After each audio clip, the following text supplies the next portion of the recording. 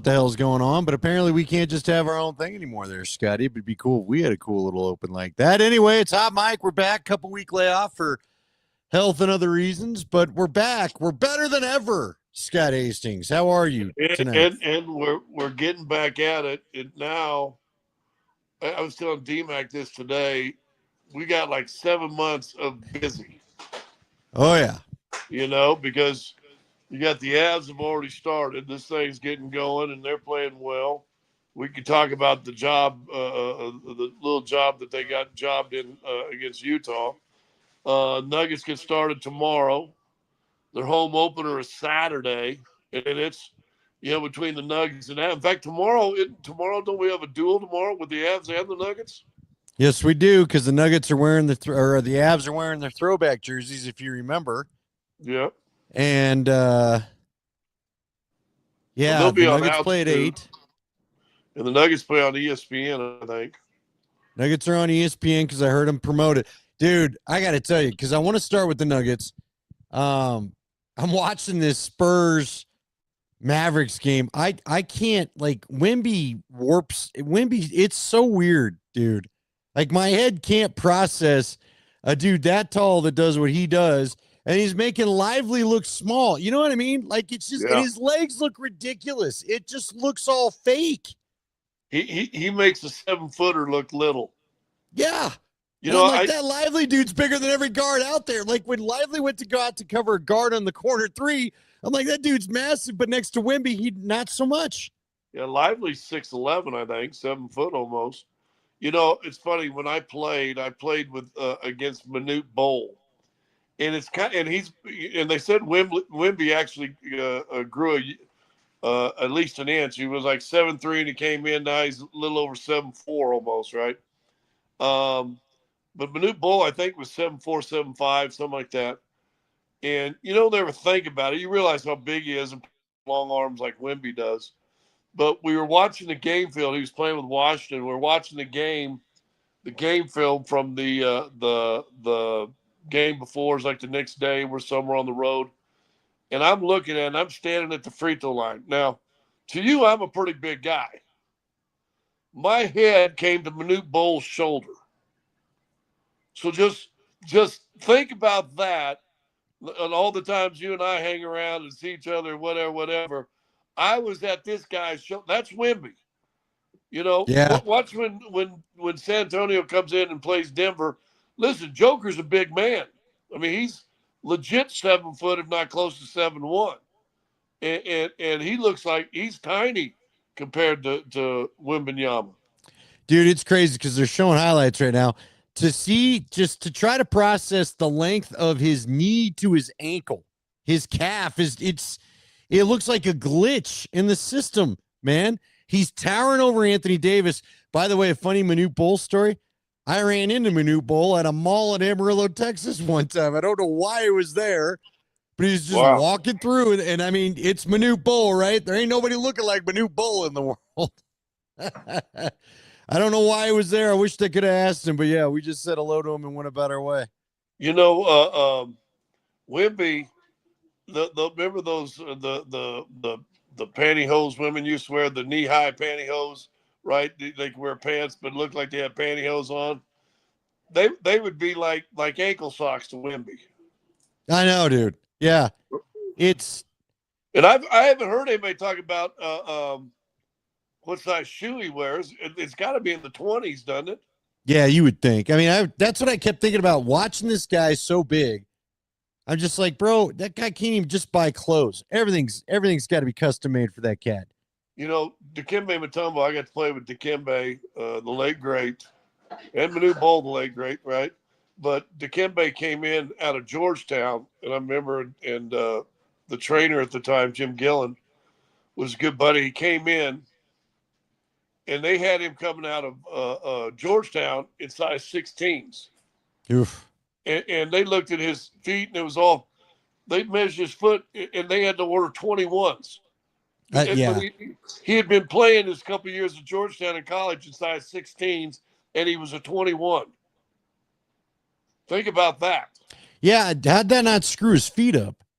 Oh, his feet were, hey, Feet look like claws, like from a Halloween movie, right? Look like he's a gargoyle. He had gargoyle feet, to be honest with you. He had gargoyle feet. Dikembe. Um, well, all right, let's get right into it. Are we about to witness? Look, Scotty, I only said it half facetiously to Nate today because, Nate's got to go do some Mountain West Media Day stuff for basketball tomorrow, so he won't be on, but then he'll be back Friday for those wondering. But I was kind of bummed because obviously the Nuggets his thing. But he asked me before we got off the show, he goes, how many games do you think the Nuggets could win? And I was like, 65. And he laughed. And I go, look, man, I guess I'm half playing, but I'm not. Now, do I know that they're going to want to go for that many wins? I don't know. You got to manage some fellas, I guess. But Scotty, is this not on paper? Is this not maybe the best Nuggets team we've ever seen in history? They look deep. They seem to have a bench. Am I overplaying the offseason? I'm so excited to watch this team play because it's going to be more than 5 or 6 dudes. You always got to put the championship team in there at one, right? Because you want a championship. But then this team, not even close leading up to 23 or since 23 for sure. But here's the interesting. Here's what I've garnered watching, Oklahoma City and Houston last night. I watched just a little bit, not much of Golden State, but they're going to be better. Watched a lot of this Dallas San Antonio game. I've now flipped it over to Hallmark Channel, though, by the way. Yeah, you showed me. But I flipped over and watched them in San Antonio. I don't think anybody in the Western Conference is going to win 65 games. You're probably right. Because, listen, Dallas and San Antonio didn't make the playoffs last year. They're both going to be better. Remember, Wemby missed 36, 38 games with the blood clot thing, and that changed exactly who they are. So they're going to be in playoff contention. I think Dallas is going to be a lot better than you think, and they're going to get Kyrie back probably around the All-Star break or soon after. And Davis, I don't know if you saw him early. I haven't seen him since, but he ended up got a rebound and put back, and I'm like, oh my gosh, maybe Anthony Davis wants to play this year. Which, watch out. I think Cooper Flag's the real deal. And San Antonio's deep. They've had 2 years in a row the Rookie of the Year, so they're good. Clippers are going to be better. Portland's not going to be an easy out, but I don't think they'll make the playoffs. I don't think they're going to take that kind of step. Houston was second in the league in the Western Conference last year. Utah, Phoenix, Sacramento, Portland are the big question marks. Everybody else, I think, has legitimate, take. I mean, say Denver wins 65. How many does Oklahoma City win? You ain't having two teams. Houston last year won 60, right? Or 58? How many they win? Yeah, they were good. They were good. And look, Houston looked good with Durant. And now again, caveat, folks, this is all dependent on health. Health can wreck everything, but we're talking about healthy teams as we see it are healthy enough. Look, at the end of the day, I don't care how many they win the regular season as long as you go win in the postseason, frankly. But I'm so excited to watch this Denver team because I just think I don't know that I can remember a time they seem to have so many dudes that they could actually use. And I'm excited to see what David Adelman does with them. So, well, they had I watched that the first half of the preseason game, and then a little bit of the fourth quarter. But the last preseason game, you didn't play Joker, you didn't play Jamal, you didn't play Gordon, so you basically played Christian Brown and the new guys. Your bench, really, Christian Brown and the bench, and they're up 12 at halftime against Oklahoma City, who's played everybody. And right. I'm like, oh my goodness, okay, here we go. Although Houston did a good job waking Shea Gilgeous up in the fourth quarter and overtime last game, but I think it's going to be tough to win games. Okay, how many do you think they can win then, realistically? How many realists? I think oh man, I think there's going to be about 5 teams between 52 and 58. Minnesota, I didn't even count Minnesota. Minnesota's still good. But I think there's going to be. I don't think Oklahoma City's going to run away with it like they did a little bit last year. And I know, they got the same guys. I got you. I got you. And maybe that helps them stay hungry. But it's tough to repeat because what you find out once you win a championship, the Avs found this out after the 22 season. Nuggets found it out after the 23 season. You're everybody's homecoming. You're everybody's red letter big game. Everybody wants a piece of you. So Oklahoma City's going to get that. Not that they slipped up on anybody last year, but listen, they're going to get everybody's good game. They're not going to have any time off. So I think there's going to be. I bet you in the Western Conference there's 6 or 7 teams over 50 wins, and 50 wins a high water mark. That's usually a sign of a good team. You win 50 games. So are we still doing top 3 seed that you need? See, for a while there, I thought the Nuggets don't really need home court advantage because sometimes I don't know if it matters. I feel like this Western Conference this year, because again, I'll give you this, man. Watching that, like it just feels like every team is so literally big, tall. You know what I mean? Houston's a tall team. Oklahoma City's a tall team. The Nuggets have added some size despite trading away Michael Porter Jr. I think some physical size that'll help them as well. But you just got so many Minnesota's still a big team. It just feels like like I asked Nate, I go, why won't some of these cats go to the Eastern Conference, man? Why are they all still here? My gosh. But you probably you want to have as many home court. You want game 7 on your home court as often as you can still, right? Well, let me ask this. And I think the Avs and the Nuggets, when they won their championships, had identical records, right? I think they were. In the playoffs anyway, yes. In the playoffs. They both went 16-4. 16-4. The Avalanche had a better record on the road than they did at home. Yeah, you're right. Remember? I think they lost. Didn't they lose 3 games at home during those playoffs? Yeah, I think so. Or something like that.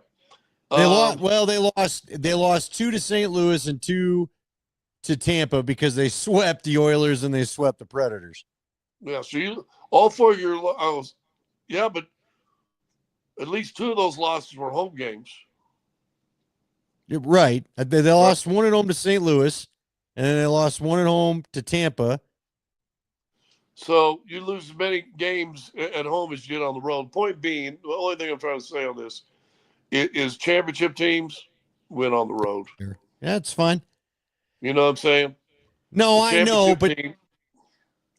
but I also feel like, Scotty, if it's, well, look, I hate to disagree with you. You lived it, I haven't, but I just go back to that Oklahoma City. I also feel like, and again, this is a lesson I got from you.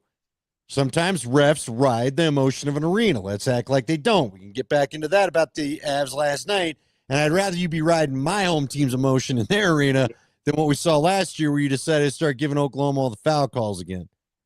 Well, you know what I'm saying? All you got to do is look at Nuggets game 6 and game 7, right? I mean, game 6, the momentum, and then Strawther starts hitting shots. Place is going absolutely nuts. In Oklahoma City, by the end of the game, didn't want anything to do with Denver. Right. And then entirely different vibe. Now, Denver wasn't very healthy for a game 7, but yeah, you'd rather play. Andy, you're right. I mean, you would rather always play home games. That being said, great teams know how to win on the road.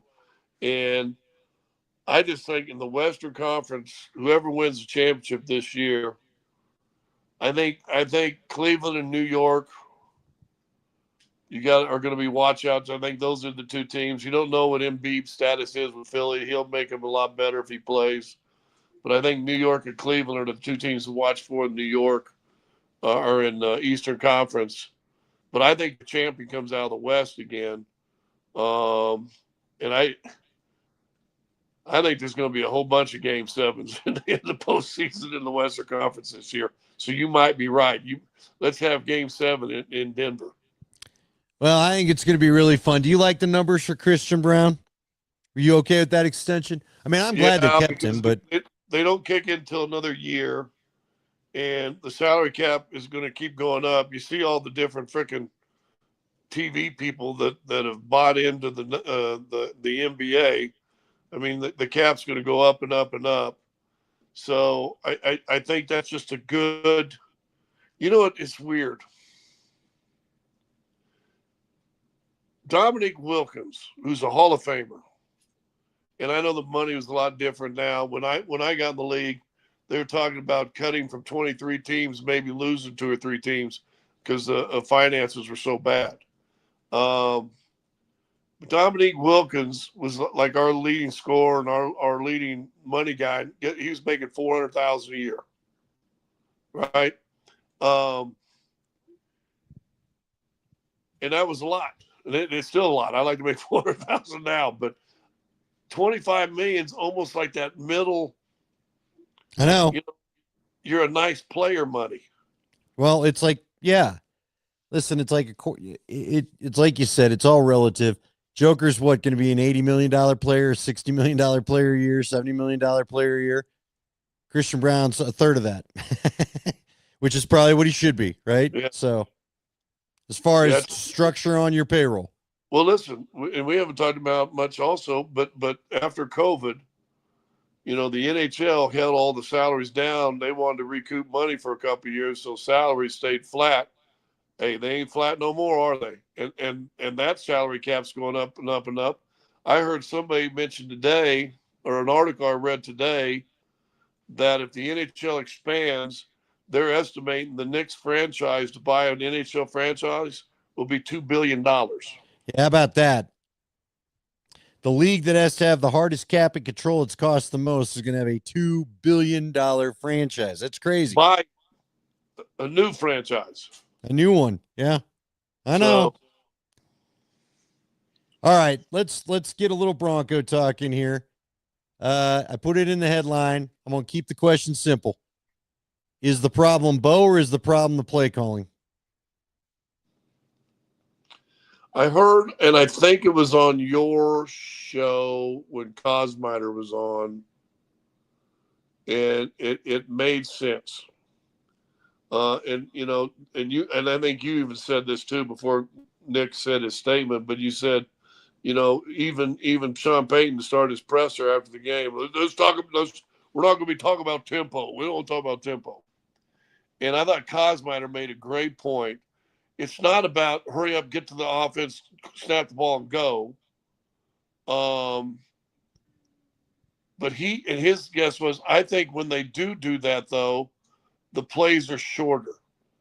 They're not red right, big red zipper slash, go left, blah, blah, blah, blah. Name your 20-word play. It's a 1 sentence, not a 3 sentence. Yeah. And I thought when Nick said that, I went, oh, so now you get up there. Now the coaches are having to be more concise. Well, I think Bo Nix is a limited quarterback, but I don't think this has all been on his issue. And I think, listen, I always feel like I'm picking on Sean Payton, and we're probably lucky to have him, but it just feels at time he wants to show everybody all the toys he's got. No, I agree with you. And remember the old kiss. The old kiss. You need a little kiss system. Keep it simple, stupid. Here's my thing, man. Because I pointed this example out and it was on, I want to say it was on the drive. It wasn't the field goal drive. It was the touchdown drive before that, okay? But Bo got out there, and I noticed there was 18 seconds on the play clock. Got the play call, got to the line. Granted, they were in the 2-minute hustle drill or whatever, but he gets to the line, and you could see him take a breath, right? Could physically see him take a breath. Look here, look there. Receiver started running. He goes, no. You may remember. No. Go back there. Calls out his protection over here. Boom, snap. Well, but now Bo's in control. Now Bo's comfortable. Now Bo's not coming to the line, because I'm telling you, you can read it in his body language if you pay attention close enough. Let's go back to the Indy game, the Charger game, where they had some of these blown calls like you're talking about here, Scotty. He gets to the line. There's 8 seconds. Now he's frantically. He's trying to remember the call. He's looking at the defense. He's trying to remember my check, this, that, and play clock's going down, and it's all just getting screwed up, man. Don't do that to the kid. Play Just clock don't do at it to the 4, guy. 3, 2. No, I don't disagree with that. Listen, and that started for me part of the things I wanted, and I started this in preseason of Sean Payton to give up the play calling. Because I think when you're on the sideline, A, you don't get to see things like you do from the booth. And B, I think he's on that thing, so he's going to read, okay, well, I got this. Okay, let's go BR549 slash rubber ducky breaker. And well, I just flashed back to the 70s right I was there. about to say, what are we doing? Is that Smokey and the Bandit call? I was thinking the trucker. What was that one trucker man? 10-4, big buddy. Yeah. Down the highway. Any which way but loose. Wasn't that a Clint Eastwood one with the orangutan? Well, that was that era, but it was somebody up there Texas in CJ something, McCabe, something like that. Anyway, but he takes too long to get it in, and then the play's too long, and now you come out of the huddle and you break the huddle, and there's 8 seconds. And you're like, that they ain't enough time. I like getting up there. Peyton Manning did it. It wasn't that Peyton Manning snapped the ball with 13 seconds on the play clock. He was snapping the ball still with 2 or 3 seconds, but he was up there at the line of scrimmage the last 15 seconds messing around with the defense, wasn't he? Well, yeah, not only that, and look, Jeff's talked to me about it. The other nice thing about it is keep a set of defensive personnel on the field. Don't switch your guys out. Keep those guys in. Get a feel for what they do. Attack their weak spots. Get a look at them for a couple plays. Because the minute you sub your 9 guys, they're going to sub their guys. You know what I mean? I don't know. Like, again, I'm with you. Sean Payton has had his day, okay? And I still believe I give Sean a lot of credit, man. Sean's coached him. He's made football fun in this town again. There's a passion. My son's watching the game, running around, yelling, enjoying it like his first true, since the Peyton Manning era anyway, Bronco, injected in your vein kind of blood or, moment the other day with that comeback. But so Sean's done a lot of good things, but dude, you're just so damn stubborn sometimes, man. You're just so damn stubborn. You gotta evolve a bit, just a bit, and again, quit telling everybody he's Drew Brees. Quit. Bo wants to be Bo. Bo's not out there trying to tell anybody he's Drew Brees, right? He's not trying to tell anybody that. He's just trying to be Bo. Let him be Bo. I don't want to hear Tony Romo tell me in the next damn game that he calls, well, Sean was telling us that he's just like Drew Brees. Stop saying that shit, man. You're making his life harder than you need to. That's what drives me nuts. What's our guys? Jake Plummer and Nate Jackson. Nate Jackson. And it was just a small bit of Jake breaking down one of the touchdown runs, or maybe both the touchdown runs of Bo Nix. And I love the stuff he was saying about the kid. He said it's the first time he looks comfortable. He's not doing these naked rollouts where all of a sudden like this. He described it better. And I don't want to blow somebody else's podcast up or anything, but here's a quarterback that could use his legs a little bit and kept plays alive with his legs, and he could run if he need to, but he wasn't afraid to make some throws here and there. And he was loved the way they designed those runs late instead of just that naked boot and hope somebody's open, of getting him out. And especially the one 19-yard run, that was a designed run all the way. And that was, got 2 or 3 great blocks, made one guy miss, and then 2 great blocks. Both your tackles got in on some great blocks. Boom, boom, boom, big touchdown.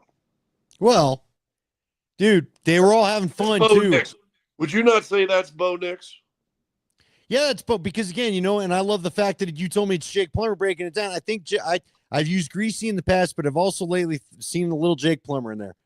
That's what Bo is. And both guys that we just mentioned, all 3 dudes were limited as far as what they could be ultimately as quarterbacks or having the best arms in the league or whatever. But you know what? You won plenty of games with both of them. And Jake Plummer was beloved by his teammates. He competed hard for his guys. I know for a fact from the stories I've been told, he wasn't afraid to take on a few coaches for the sake of his guys. Does that not sound a little like Bo Nix? Yep. His teammates do like Bo Nix. I don't see anybody that doesn't seem to like Bo Nix. They like the guy. I think they know what he's dealing with this coach. Now, listen, Sean and Sean Payton and Mike Shanahan, different types of intensity, but both very intense. And I don't think easy guys to be the quarterback for, right? Bo's dealing with a little of that. And that's where Davis Webb is so important. But just let him, like, again, Sean, you've got to find, in 2015, Peyton Manning and Gary Kubiak came to an agreement, came to a compromise. That's when we went to they got to find something here. We're about that time. You got to find something, because I get it. You know, we have Chad Brown on Tuesdays, and I keep asking. I asked Chad Brown, I said, you got to explain it to me. Why can't you do something similar to this sooner? And Chad said, you can't have the 30-second. He goes, if you give me a 30-second 3 and out, a 45-second 3 and out, we haven't even installed our adjustments for the next drive. We barely got off the iPad. You got to kill a little time, and I get it. I get that. But there's got to be some middle ground here. Scotty, done there? And guess what? And that's without a hurry-up offense. That wasn't no hurry-up offense. That was 43-second. You're right. 3-play drives, and that wasn't that was getting the huddle, get out drives. Yeah. 43 seconds off the clock. Well, I hope they get there. I hope they're not afraid to run against Dallas now, Scotty. Dallas doesn't have a great run defense. You better get ready to get a full old, because, again, what else got you going? Another thing, the Strnad play got you going. Good job by him. A guy that I, frankly, kind of written off. He's having a little bit of a rebirth year, so good job by him. And remember, J.K. Dobbins gave you a few good runs and got you going, too. Bo Nix did his thing, and you and I talked about it, man. I give Bo Nix all the credit in the world for this. I said it on the Altitude post-game show. His guys believe he'll get it done. And that's nothing. That's not anything to overlook. He's got the confidence of his teammates when he's got his little swag going out there, like you were talking about, that they'll get it done. And that's good. I remember what Jake said on those radios. These are real play-action plays, and they're not the fake, big loop around, fake sweep here, bootleg. He said these are real play action plays he was showing, and a couple on a couple nice throws too. So, listen, I don't know. I'm going to answer your question you asked very first. I think it's play calling more than, and I've been as critical on Bo Nix, you and I both, really, as anybody else in the market. I don't think this is on Bo.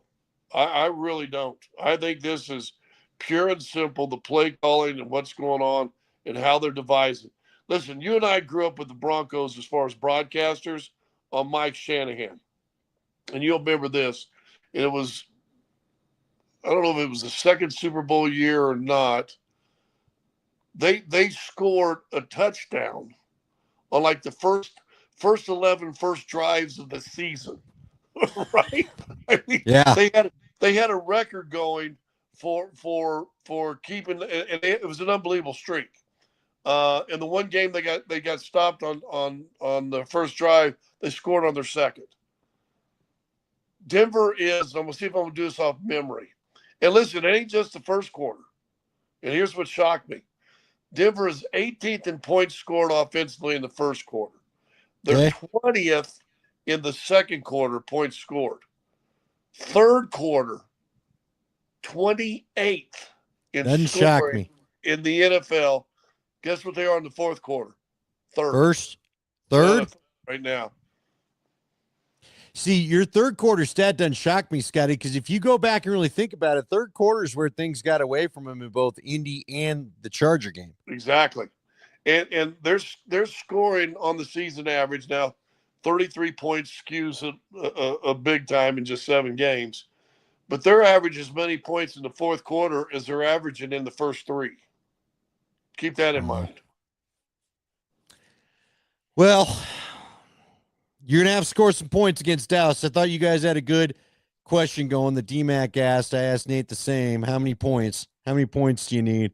How many points are going to have to score? I think 27 is the minimum, because I think the Broncos defense is as good as it is, and I hope people are ready to show up. Show up, be loud, keep the tickets. If you and I were back at KOA, we'd be telling people don't sell your tickets to Cowboy fans, blah, blah, blah, because we know they travel well, and we know there's plenty of them here already, but you need to show up as a crowd. See, this is where back in the day, before I got in the media, I used to love being able to go to a game at Mile High and be like, you know what? We're going to get loud. We're going to affect these guys today.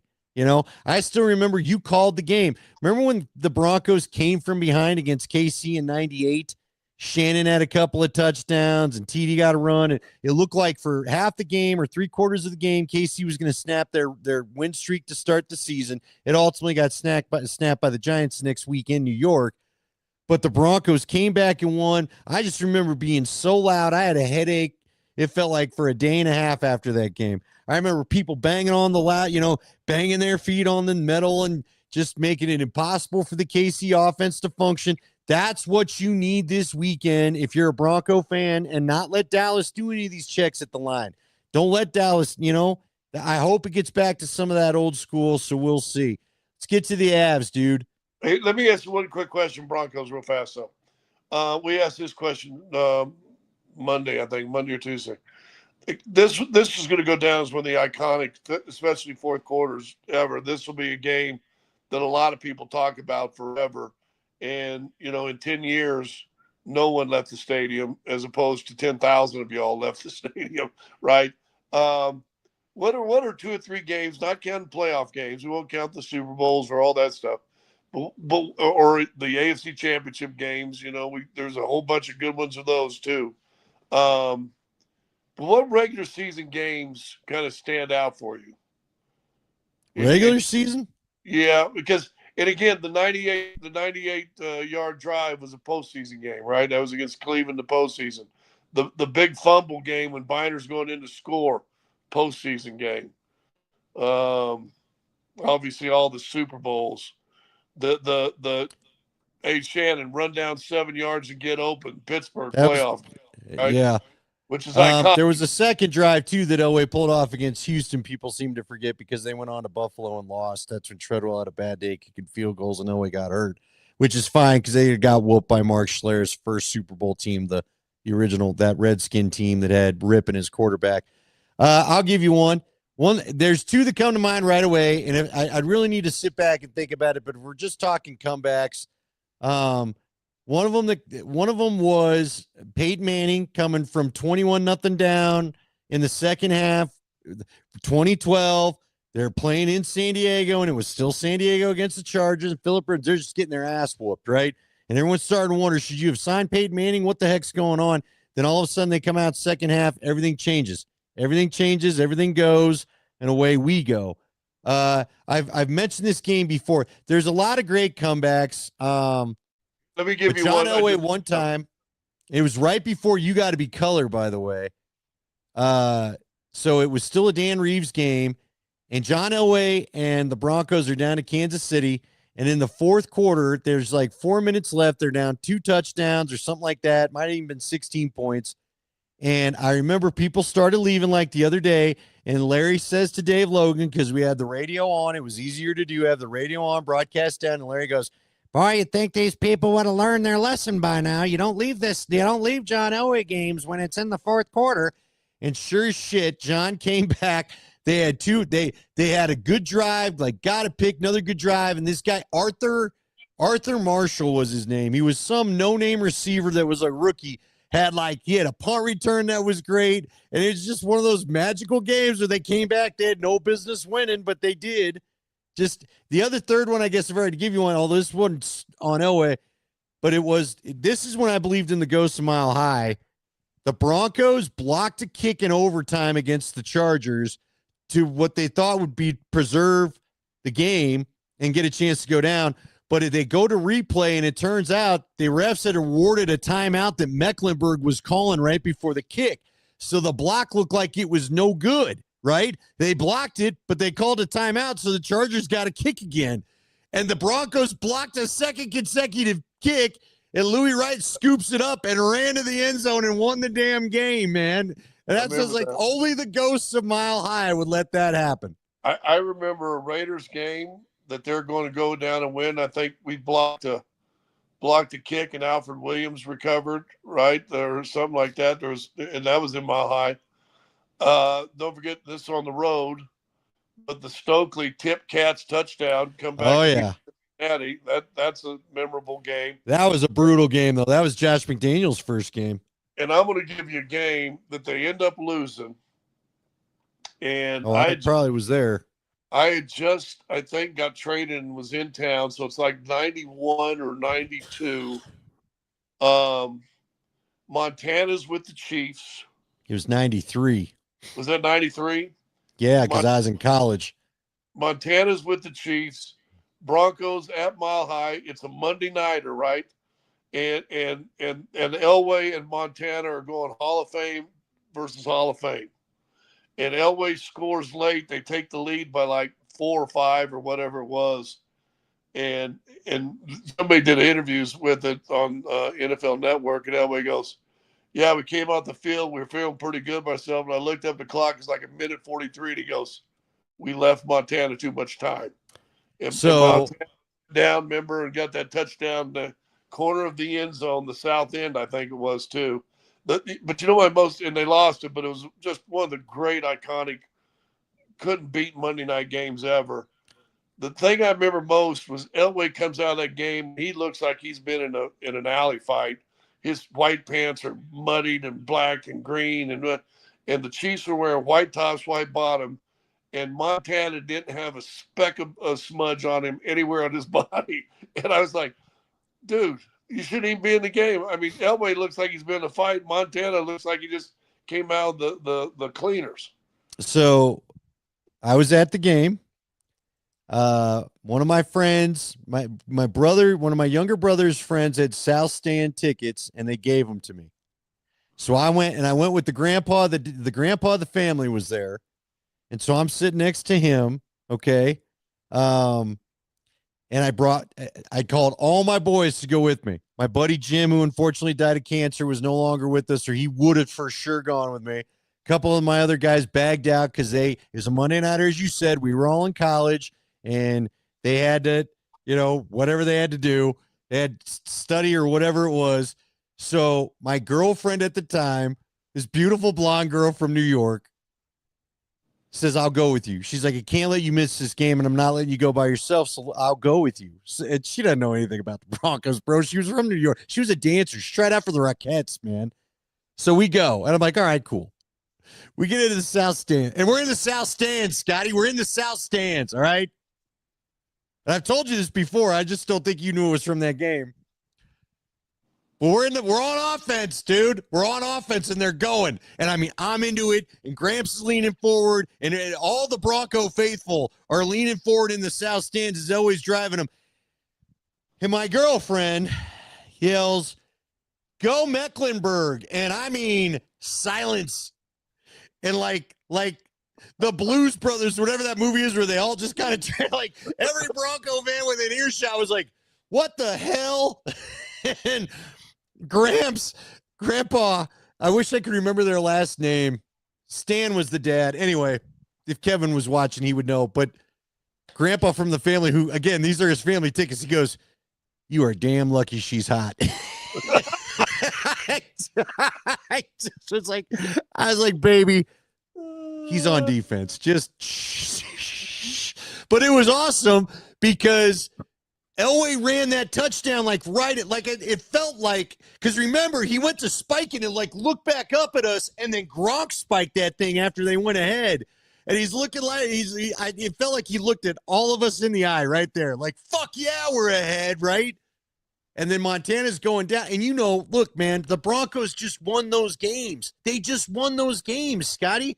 And I knew the defense sucked ass. I knew we had no pass rush. I knew we had dog shit Shane Dronette, who couldn't get his hands near or Dan Williams might have, who the hell knows? Like you said, nobody could get to Montana that night.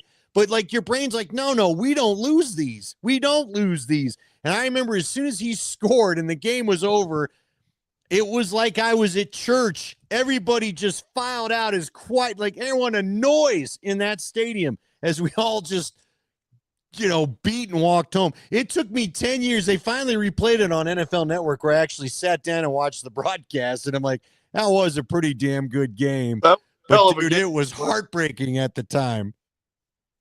What was the final? Because it wasn't like it was. It was like 1916 or something like that. It wasn't. I thought it was like 27-24 or something. It might have been. I don't know. I That was one of those teams where you're like, man, they weren't as good as you hoped they would be. You know what I mean? That was a wasted Elway year, you know? That's why you got to get something done with Joker. People are coming up with some great games. God, there's so many too. There was a great Chicago game. A guy took me to after my mom and dad got divorced, picked my spirits up. He was a teacher friend of my mom's. That was when I told you I saw Sammy Winder getting some food at a tailgate before he went into the game. But they were playing the Chicago Bears. It might have been, God, was it 86, 87, something like that. Anyway, it was Broncos. I don't think it was the Bears Super Bowl team still, but Fridge was still on there.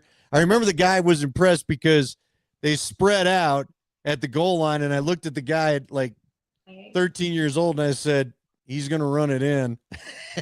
Because I'd seen the Elway, you know, they're at the 5-yard line. They go 5 wide. I'm like, he's going to run it in. Hey, throwing this ball here. It's Dan Reeves, you know, and sure enough, quarterback draw right in there. What's your favorite comeback ever that you witnessed? Were you ever part of a great, unbelievable comeback? Oh, I was in college. Real fast, 31-28 was that Monday nighter. Oh, really? 31-28. The Warden just looked it up. God, it didn't feel like they scored that many points, but again, all I remember was the. Hey, listen, Tebow had some. I mean, that crazy run they had that one year. Dude, the Marion Barber Chicago game was inexplicable. Yeah, I mean, well, not if you're a Bronco fan. I remember jumping. I was at a bar over by my house. We were watching that game. We couldn't believe he didn't, and then he went out of bounds. Bro, we're like, good. Scotty, you got to remember, I was on the sideline for most of those, man. And I was preparing questions for, well, the run's over, but it's going to be good. I mean, what did you learn? Blah, blah, blah. And I remember Marion Barber went out, and I was like, what? He did what? Like, I was behind the bench walking from one side to the other. And I'm like, did he really go? What are you doing out of bounds? Why did you do that? There was another time. Remember the Jets? They won the Jets game. I was standing by the pylon in the end zone, waiting for them to come to me. And all of a sudden, I see this massive Jets pass rush, like swallow up our line. And all of a sudden, boop, here comes Tebow out of nowhere. I was like, oh my God. And then I remember as he broke away from everybody, I was like, there's one tiny defense name. You ain't going to tackle him, you know, because he got his Bobby Boucher run going. And it was like nobody was going to hit the guy. It's just like, hey, every time he got running, I could hear him go, just in my head as he would go running down the sideline. And here he comes big as a truck. Like, I was like, I wouldn't want to go hit that dude. You know what I mean? The DB was smaller than me, Scotty. I'm like, you ain't tackling him. It was just moment after moment where you're like, what the hell was that? I remember at the end of that year, we went and looked up stats, body stats, and, you know, or maybe it's the year after because, you know, there's so much rumble. Well, let Tebow be a tight end, blah, blah, blah. Virgil Green was one of the tight ends on that team, was 6'5", 250. Do you remember what Tim Tebow's numbers were? 6'5", 250. I know he was 250. I couldn't remember how tall he was. Well, they had him, but they were both the same. Is he was 6'4", 250 or 6'5", 250? Might have been. No, I think you're right. He wasn't small. No, but he weighs the same amount as your tight end weighs, and he's running the quarterback. I got to tell you,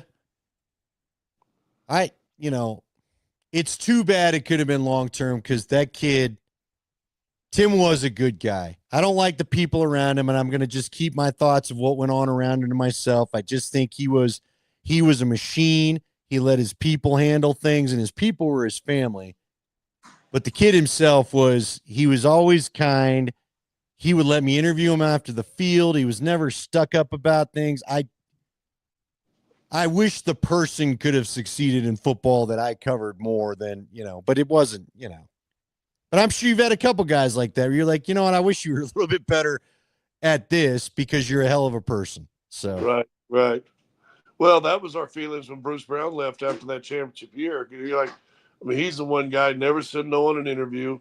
Would go out of the way and do extra silly stuff with you, and you're like, oh man, So you miss that, but he can at least play, and it's tough to pass up $17 million a year, right? I mean, I don't know who's going to say no to that. There's a big difference between 17 and 8. Well, So hey, look, and Braden Fowler Nicolosi leaving CSU kind of told you why you take that damn money when it's in front of you. how So, about that, by the way? how about what? Are you a little surprised he left in the middle of the year? No, it's new college football, brother. He has to leave to preserve his body so he can maybe get one more. The way things are going for him, he's probably not going to play in the NFL now, like I think he thought he would. So look, guys are going to go get one more check if they can get another year. If he can back out and somehow get another year, whatever he's got going, and get paid one more, you're going to see some guys making some money off college careers now, right? It's the Yeah. same reason why, dude. I'll ask you the same thing. What the hell's the point of firing coaches right now? You're not going to change systems. You're not going to get anything like, oh, the new culture. Bull crap. That's not going to happen. That's not going to happen. But you know why you do it? So you can openly go look for your new coach. So the minute that the season ends, you can hit the transfer portal. You've said it 1,000 times. They screwed up the sport so bad, it's ridiculous. Yeah, they've ruined college sports. It is what it is. You got to learn to deal with it. But how do you develop a culture when you're switching out 50 new players, every year? Right? I don't know. At the number at CU in the last 2 years, there was like close to 50 people came in and out. I know. I mean, how do you establish no You culture? don't. And you know what? You know what else you don't do? You don't establish, I think, a chemistry for why we hate these guys. Like I told you, I was talking to Chad Brown about this, and it's the only example that I have. I mean, I'm sorry I don't have anything better, but it caught. I felt good. Chad's like, I never thought about it that way because we were talking about things like the second game of the year when I saw him up at CU. And I go, you know what happened? I go, Chad, how do you build, your culture, your chemistry? Because you know what? Again, when I started playing lacrosse as a freshman, I think my sophomore year, we had no seniors. So we all had to go play varsity. And you know what? We got our asses absolutely kicked. I got my nose bloodied. I got knocked around like you wouldn't believe. Well, guess what? When we all got to senior year and we passed there, it was our turn. Now we're going to do it to you. Now we're going to unleash hell on all of you because we all went through this together. There's none of that anymore. How do you know what I mean? Like, again, I brought it up in terms of the BYU game. How many guys were even around here to understand how BYU kicked your ass and you may want to turn around and hand it back to them? You bloodied my nose, now I'm going to give it back to you. Well, if nobody was here last year, nobody even knows what the hell you're talking about. Right? Good point. It's a good point. I mean, how do you establish OU Nebraska when every year the OU's got a new team and Nebraska got a new team? Yeah, and the same guys, like how many guys even playing back-to-back games anymore?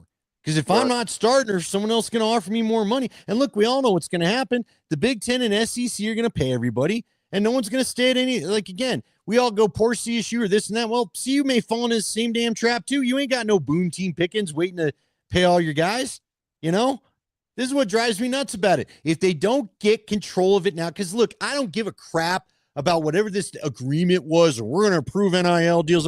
You know what's going to happen? And I know it's going to happen because of people that I talk to. We're going to go back to the cash backpacks. It's just going to be the old system. You're going to get your upfront money, but there's still going to be other crap going on to make sure kids stay at schools or not. You mean to tell me that Michigan, Ohio State, Alabama, and Georgia are really going to go by the same payroll that everybody else has when they've got so much more donor money than the rest of college football? Get out of here with that. Right. Well, let me give you a side effect I read about today in college basketball, but it involves the NIL and transfer portals and everything else. And think about it. What does NIL do for the players? Gets them paid, right? Gets them money. They make money playing basketball. And they're able to transfer the next year and go get more money if they want, right? There is 3 or 4 guys going to be playing college basketball this year that have played in the G League over the last 2 seasons. Oh, I just saw that. I saw Tom Izzo talking about it today. So think about that. So now you got guys that maybe you leave high school and go straight to the G League for a couple of years. Don't make great money, but guess what? You're playing against grown men. It's still a good breeding ground. And now I'm going to go back and, hey, by the way, you're probably not going to make the NBA team, but if you come here this year, we'll get you $150,000 and you can play for us here in Minnesota. How about that? Yeah, man. Crazy. We're going to have career college athletes and make a good chunk of money, and that's just it. And look, I don't begrudge them because Izzo said it right. It's not the kids' fault. They're just taking what's offered to them. We'd all do the same.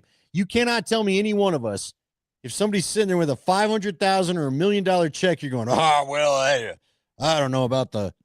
No, we're taking the damn money. Okay. It's the people running this thing that have screwed it up and have no proper protocols in place. And think about this now with basketball. Now, not everybody's making the 6-figure NIL. Right. Not everybody. But guess what? I can go play in the G League. I can make 65,000 or whatever they make. And guess what I don't have to do? Pretend to be a student. Pretend to be a student. I don't have to worry about my eligibility and my grade points for the team. And guess what? I get to get up in the morning when I get up, go to practice, come back. I ain't having to do homework. I'm playing basketball and making money. Now, it's not great money, but not everybody playing college or college basketball is making great money. Well, let me ask you this. How many kids at the age of 19 have a $65,000 a year job? Not I know I got plenty of adult friends that are making 65 and they've been at work for a while. So not a bad paycheck if you can get it. I agree with that. I mean, really, if we're just going to break it down to blue collar numbers, right? Would you not take 200? I'd take $200,000 to go play a little lacrosse if they wanted my broke old ass. I know that. I'd sign up in a heartbeat. And you know what? If I blew my Achilles right away, then that's your dumb fault, not mine. All I did was sign the deal. You should have done a bigger physical, pal. I signed up for direct deposit. Those checks will still come while I'm in my yeah. That is what we call guaranteed. Look, dude, what can of worms? I was trying to talk to this with Nate, and Nate was into it too. But what can of worms did the NHL open up last night with that stupid offside thing? Well, did you hear Nate's explanation? Do you realize they did get the call right? It's just like I related it to this. So Nate went and read the rule, and so they didn't just make something up. If you basically, the rule says, in paraphrasing, if you try and your effort causes the guy to put it back in the zone, then it is a delayed offsides. And remember, it was an offsides because the guys were changing to the bench. It had really nothing to do with the fact that, Brock Nelson picked it up and skated in. It was the fact that we were in the middle of a line change, just like in stupid San Jose, and our change guys, the guys out of the play, had to go through the damn door in the zone to get onto their bench while the other guys came on the ice. And it was the guys going off the ice that caused the offsides. Right. But again, saying that his effort caused the turnover, this is going to be like surviving the ground with the catch bullshit you and I put up. Remember when Calvin Johnson, Megatron, the first time I think any of us realized, I can catch a ball in the end zone, but because I didn't land or do three things, it isn't actually a TD like we all thought all along. I'm telling you, I think the NHL just opened the same can of worms last night with whatever the hell this rule was. Calvin Johnson caught it, landed, and then rolled the ball out of his hand, and they say he didn't come up with possession. And we had never heard of that before. Never, ever. Because before, 2 hands on the ball and your feet down, that was the end of the play. Remember that? We about the show, they've either got changed up the boards, which all the teams are too cheap to spend $150,000 to change the boards up, put the entrance inside the blue lines, right? And so you don't get offsides there. Or you know what you can do? Paint a little rectangle where the entrance is, and if the guy's got a skate in there, he's off the ice. Free zone. Well, it's supposed to kind of be the thing where it's on the other side of the ice. It's not even involved in the play. I'm with you. He was in a free zone. I'm with you. You need a safe zone. They have it in lacrosse. If you actually look when the Mammoth play, there is a white little line like you're requesting where if the guys are in there, you're not technically in the play yet, so you're safe. Now you take a step outside that line, you're in trouble. But to your point, you could easily paint a long rectangle that would say if your skate's in there, you're officially out of the play. Now, if you were to come out and touch the puck, then it's a penalty. But once you're in there, you're free to pass without being considered a player in action. So that's, it just made me so mad too. I know it's a hometown. I'm going total homer. But dude, you took Landy's first goal back in a while away. You suck. You suck, dude. And that broadcast, look, man, you and I, we both do broadcasts for a living. So I get you've got to be neutral. But that crap in the second period was terrible. Terrible. ESPN should be embarrassed of that. He had the owner on screaming God knows what. He looked like he was a few dark Gatorades deep, as one of our friends from Australia said. I don't even know what. And then he just sat there, not really serving a purpose. Whatever. Yeah, I think either you or Nick, when you were talking about today, it felt like ESPN wanted and the NHL needed Utah to win their first home opener or win a home game on national TV. Yeah, they're trying so hard to make sure it sticks in that market better than it did in Arizona. But look, it's a sports town. I have no doubt it'll stick. By the way, did you notice? You probably don't notice these minute details, but do you realize that Utah pulled out the Mario? You know that sound Mario made when you would eat the mushroom and he would get big? Yeah. The Mammoth play the Avs play that sound when your power plays. Oh, when they get their power or their guy out of the box, they play that sound when they're back to full strength. And Utah used that last night. Is there one damn unique thing that stupid ass franchise does? No. God. All right. How about? But okay. I did want to ask you this too before we get you out of here. So much for our 45-minute rule. They have a goalie controversy, a good goalie controversy, but a goalie controversy. I mean, what do you do? Not yet. You only gotta have a controversy when Blackwood comes back and he sucks for the first 5 games. Then you'll have okay. If Blackwood comes back and he's playing good, you've got what I said last year going to the playoffs. You got the best 1-2 goalie punch in all of the NHL. I'm with you. You know what? And I don't know what the contract status is. Scott Webb is going to get paid somewhere. Oh, he is. Well, but it was interesting because I read some comments of his after the game where he said this has just been fun because we all do want to start. I do love that they're going to be competitive. Wedgwood is like, yeah, I'm just happy to go sit on the bench. That good. Let's have a little friendly competition because I do think Darcy Kemper and Pavel Francouz had that going on a little bit. So, but I'm just saying, man, if I were Jared Bednar, I'd be a little tough to take Wedgwood out, man. He's made some, again, he saved your bacon towards the end of the game last night, too, when you got a little leaky. So you got a point in every game with him so far. Completely different start from a year ago. Yep. What do you got, 12 of the possible 14? Yeah. You've lost 2 overtimes. Of course, one of them had to be to Dallas, but. All right, are you ready for Halloween? You and the warden ready for Halloween? Oh yeah. Are you gonna be home on Halloween? What's the Nuggets schedule on Halloween? I don't know the exact game, but I am on the road. I think we leave the 30th and we play Halloween night somewhere. I don't know where. Are you home for Thanksgiving? I haven't looked. You guys home for Christmas? I know all the teams are playing Christmas. How about this? I'm home for Christmas. They have national games on the 23rd and 25th at home. So I think we do a game on the 21st and we don't have a game. But then we leave the 26th of December and are out for 7 games. Wow. So what is that, 2 or 3 weeks? It's probably 9 or 10 days. 11 days. And then we'll be out for New Year's. Better throwbacks. The Nordiques look or what the Broncos are wearing this weekend? Well, I'm a big fan of the Nordiques little elephant skater guy, whatever that is. I really like that logo, but I'm like you. I kind of like that whale too, with the Whalers. I just think it's fun that they're both wearing them, but I think we'll find out there's going to be a lot of people. Well, listen, I don't know. I think both teams are wearing them Sunday also, but has Dallas really even changed much in 60 years? Not really. They were the North Stars. They were the Minnesota North Stars before they got there, so they may go with the North Star, but I'm talking Broncos Cowboys on Saturday. Oh, yeah. No.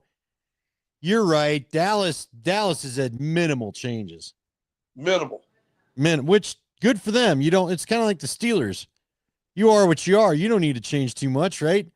I respect that. Packers haven't gotten too crazy. By the way, there's a great show. You'll like it. And I think it's on Amazon. I think it's either Amazon or I think it's Amazon, but it might be something else. But it's called NFL Icons. And the first show of it is Brett Favre. Oh, I got to go check that out. And I thought about you when I watched it. And it takes him back from when he was a kid at Christmas getting a football, playing with his brother and his dad, to high school, to, and he said in his Hall of Fame speech, hard to believe a kid who played in a wishbone offense is, in high school, is at the time I retired the leading passer in the history of the NFL. Yeah. Good point. With that weird throwing motion. He'd throw it, though. Oh, he could throw the ball now.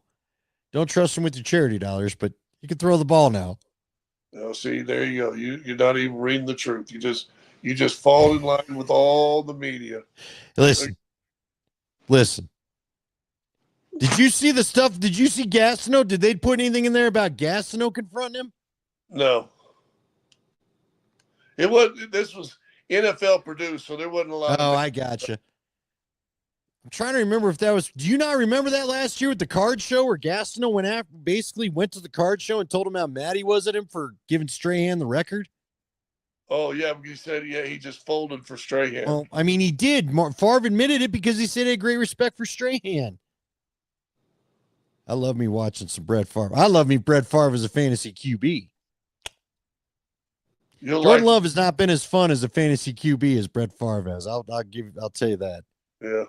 Of course, you and I are stuck because we're both stuck with Burrow, and I haven't won a single game in that damn league we all got because I ain't got no quarterback.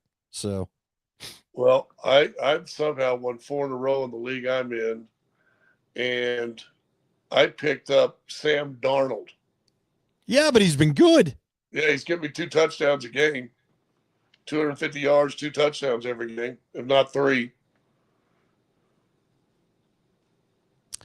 All right. Well, I guess with that, we'll let it go. Where are you next Wednesday? I have no idea.